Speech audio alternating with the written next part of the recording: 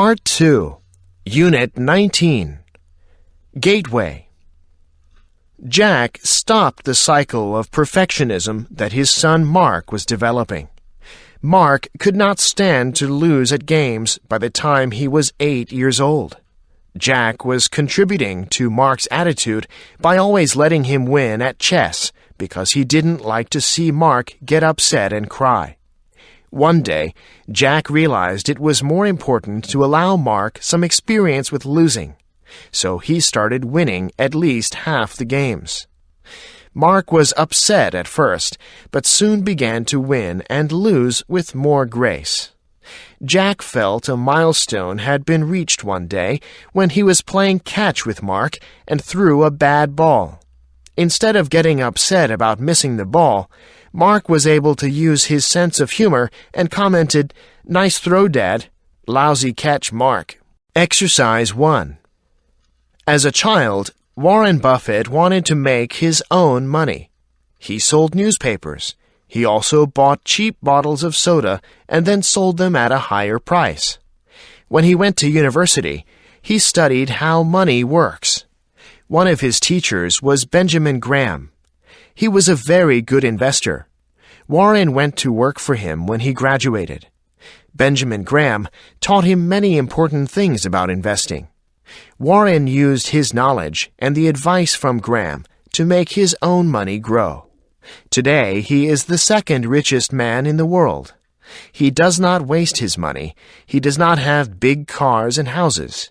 Instead, he invests his money and spends it only on important things. He also gives his money to people who need it. Through his own charity, he gives away about $12 million a year. When he dies, almost all of his money will go to the Buffett Foundation to help others. Exercise 2. An incredibly passionate man who loves people, Kevin Reynolds began his career with a major bank. He worked hard, was good at what he did, and soon began moving up his bank's career ladder. His future looked promising. But Kevin wanted more than to be a banking executive. He wanted to be a banker who built and benefited community. Over time, he began to realize that he could accomplish this best outside the structure of a large corporation. Kevin had long been inspired by the idea of building a bank that would be an active part of the local community, supporting small business and supporting community-building initiatives. Together with several colleagues, he established a small community bank that eventually became Cardinal Bank. Since then, Kevin and his team have created an organization with 27 branches that are a central part of the communities in which they operate. Exercise 3. Born in Kiev, Ukraine, at a time when Eastern Ukraine was part of Russia and Western Ukraine was part of Austria, Igor Sikorsky began studies at the Kiev Polytechnic Institute in 1907. He built his first, unsuccessful, helicopter in 1909. During and prior to World War I, Sikorsky designed and flew planes in Russia. He helped develop the world's first multi-engine aircraft. After coming to the United States in 1919, he continued working on fixed-wing aircraft. Other people had developed helicopters prior to Sikorsky. However, none of their designs led to commercial development. In 1939, Sikorsky successfully designed and flew what was to be the world's first practical helicopter. The successful Sikorsky Aircraft Corporation in the United States stands as a legacy to his achievements.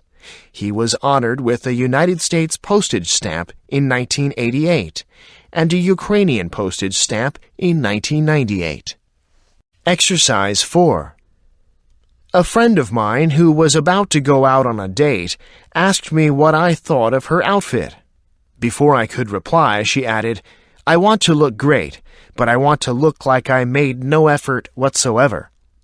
These conflicting desires lie at the heart of the aesthetic virtue of cool.